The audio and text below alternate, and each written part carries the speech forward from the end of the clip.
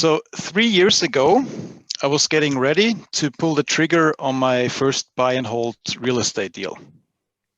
So I was about to make my offer, but I felt really nervous. On one hand, I was nervous because I was about to send off all the money I had in the world back then. It was everything I had saved up over 7 years prior on a very meager salary from my academic positions as a physicist.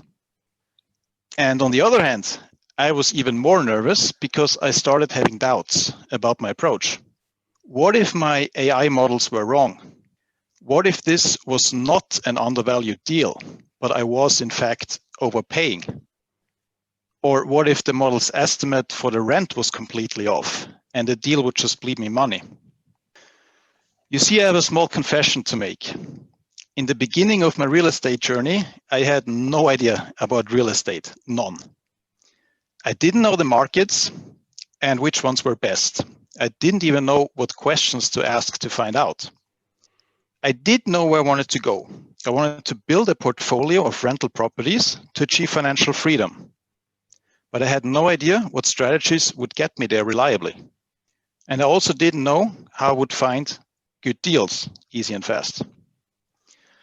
So I did what any theoretical physicist would do in my place, which is build advanced models and look for patterns in the data.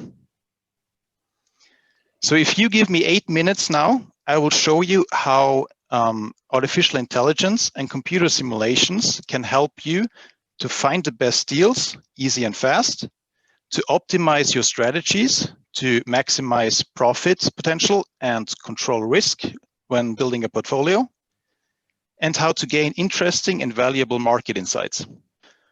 And because AI and simulation and real estate are all topics with at least 1 billion facets each, I will stick to my personal journey here.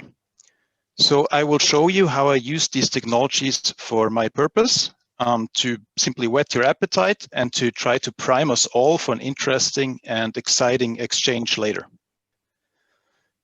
To help me find deals, I use 2 types of machine learning models. One type gives me market value estimates for any property. So I know what kind of equity or discount I can expect when I buy something. And the other type of model predicts rental income for any property. So I know if the cash flow is good enough. And together with the data I collect from property listings, this gives me all the information I need ready in one place to know if something is a deal or not. For example, I see cap rates and how much money I can expect to make going in. More so, it enables me to automatically generate deal reports, such as the one you see on the right, which I can then immediately send to the bank to ask for financing or to partners and investors. Early on in my real estate investing journey, I was also faced with the question of what portfolio to build and how I can best build it. Real estate investing is not rocket science. It's mostly simple algebra, really, but you quickly get to questions that are far from trivial to answer. And here are just a few of the questions I encountered early on. What loan type should you get? Let's say, okay, let me backpedal a little bit. Let's say you want to build a rental portfolio of, I don't know, 20, 50 single family homes or something. What loan type should you get on each property? How much leverage should you use? What cap rates do you need? How much discount do you require on each deal? Is it better to sell the properties after a while, or should you hold on and instead refinance to buy more? If you hold, how long should you hold for? Towards the end, when you want more cash flow, should you, for example, sell 2/3 of your portfolio to pay down the debt of the remaining third? How much capital do you need each year? Should you team up with investors or do it all by yourself? What happens if interest rates go up or down for that matter? What if inflation changes? And of course, what if the market goes down? So you quickly get into territory where it's really confusing to know how you best build your portfolio to best optimize profit potential and to best control risks. So at some point, I just had enough. So I sat down and I simply wrote my own real estate investing simulator. And with it, I can simply try out 1 million scenarios, literally, and just simply see what works best under which conditions. And what this gives me is clarity for what is most important during any given situation, knowledge for how I can maximize profits, and just the right controls to keep risk at a minimum.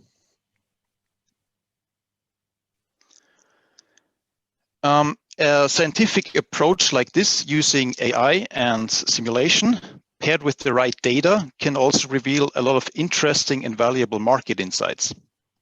One obvious example is to simply be looking for the best cap rates in the country. In this case, in my case here, this is Norway.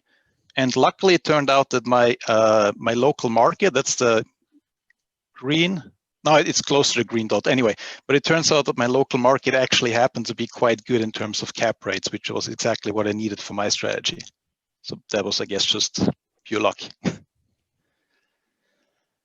Or how about knowing exactly what month of the year most people are looking for a new place to rent in the neighborhood for any specific type of property? So this graph here shows you how long it takes for the average rental ad to be snatched from the market and taken offline again at any month of the year.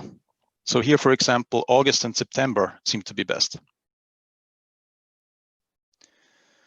Or how about monitoring how much living area in total there is to buy on your market over time?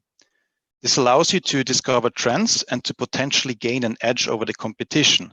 So this is an example here on the screen of my for a certain type of property in my local market and how much living area in total was out on the market to buy. So you can see some seasonality.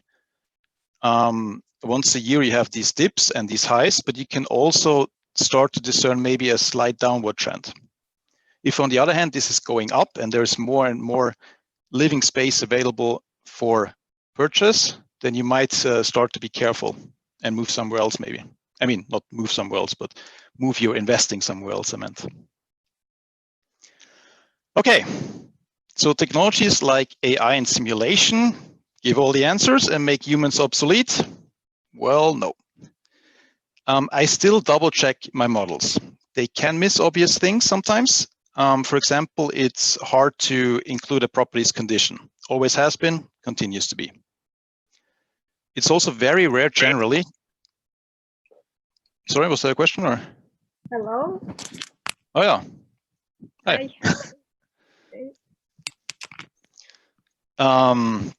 It's also very rare to deploy machine learning models and not having to update and maintain them from time to time. So it's an ongoing process, it's ongoing work, and of course you need to know what you're doing. And maybe most importantly, real estate is a people's game. And I don't think that that'll change anytime soon, and I also don't think that we want it to change. So a little while after I had bought that first property, I was on my way to see a client. I was outside walking. This was in January in Norway, so it of course was freezing cold. But I felt very warm and fuzzy inside because I had just checked my bank account and all the money I had put into that very first deal had just gotten, I had just gotten back out again from refinancing the original loan. Of course, it's always nice to get some money. But what this really meant was that my models had been right, that it had worked, and it had worked exactly like I had planned it. All right, so you're probably feeling a little like this right now, after all this information in super high speed. But I do hope that you also feel curious, excited, and maybe a bit inspired. And I hope that you now understand that new technologies like machine learning and computer simulations, they do hold enormous potential to find great deals, fast and easy, to optimize strategies and portfolios, and to gain valuable market insights. And now I can't wait for an interesting and engaging exchange on this topic with you all. Thanks.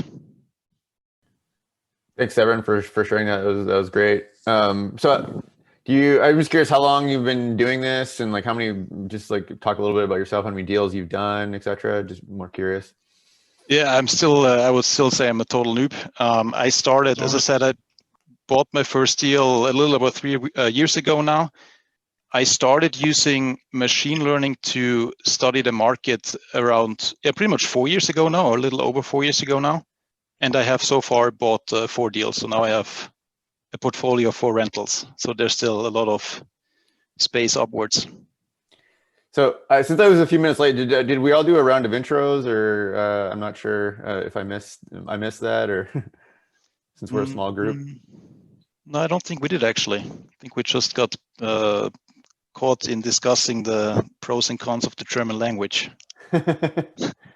Yeah, do people feel good about a round of intros? I'm happy to do. I can start. Maybe we can do like where you live, since we're worldwide. How long you've been real estate investing, and maybe your connection to or interest in data science.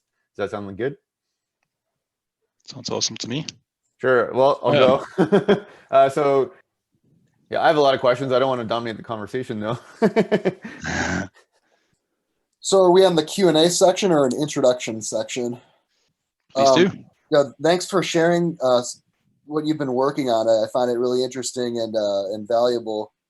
And I was wondering, what kinds of data quality issues have you encountered? Are you working with APIs or scraping data, or how did you get started finding a good, rich data source to start applying it and start modeling with?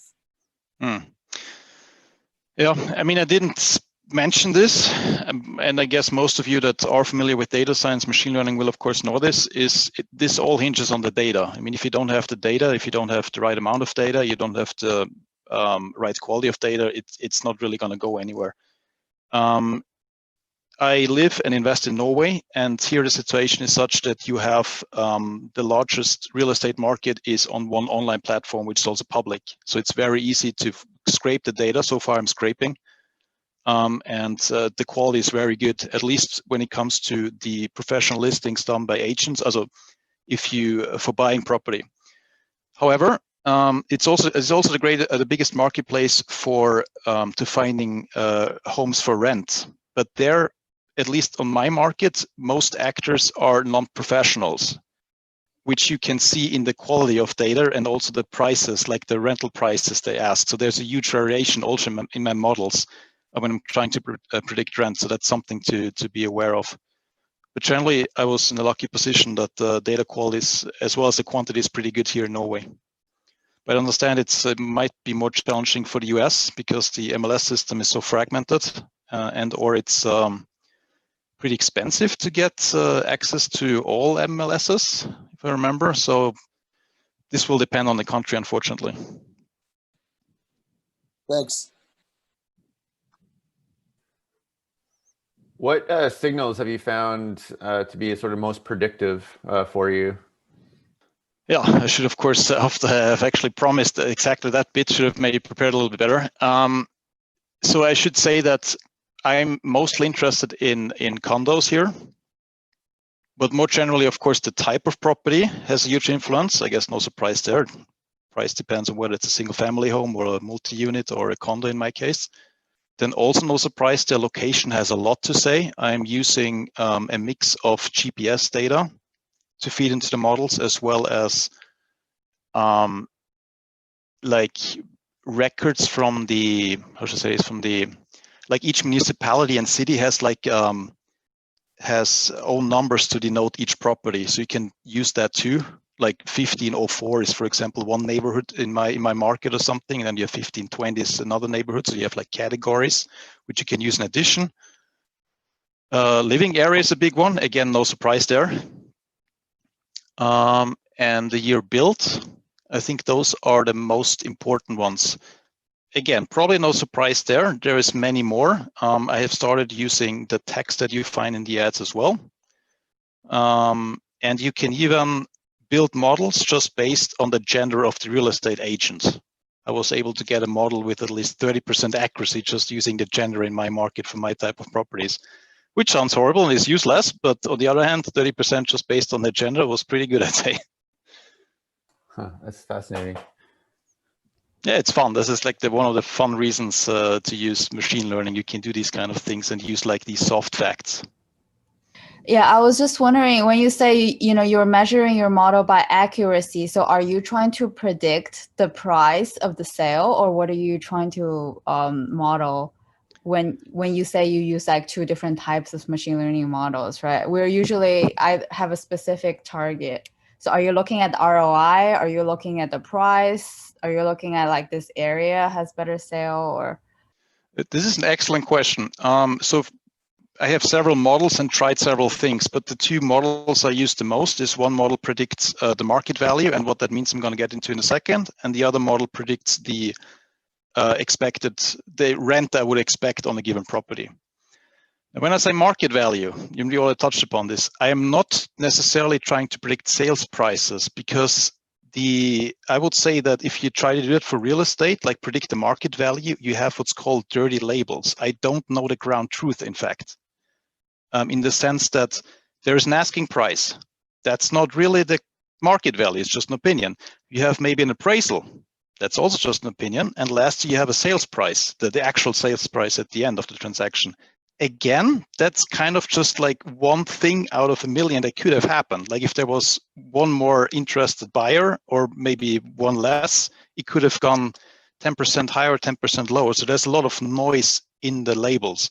And the way I work around that is that I usually take the average of listing price, appraisal if it is to be found, and the actual sales price, and use that as a target, because I'm thinking, okay, you kind of have like 3 data points for one property, and I try to get rid of the noise by doing that. It's not super clean, but it's so far the best approach I come up with that I think works well enough. But it's a great question, and I'm open to inputs on that side for sure. Something I've been thinking about a lot.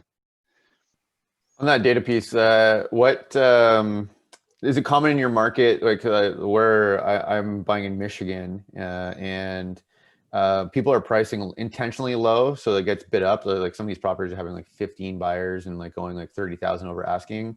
Like, how is that common in your market, or is it not as common? Because that seems like that could make your input vary quite a bit and add way more noise. Yeah, exactly. It's a good point. I actually hadn't thought about that particular effect. It's not very pronounced in my market, but in general, it's a very good point. You should look out for it. One thing you can do, which I just thought about recently, is you can, actually a tip I got from the book on negotiating real estate, which by the way is awesome, is to, you could basically, if you have all the data, you could plot, okay, how much is that going on your market, right? If you have the data for actual sales prices, maybe appraisals, and you have the initial listing price, for example, you can see and say, well, okay, well, obviously right now they're pricing 5% under what they go for. So that is, of course, valuable information to work with for several reasons, not just for the machine learning models, of course. But that's a very good point. You should keep an eye on that in general.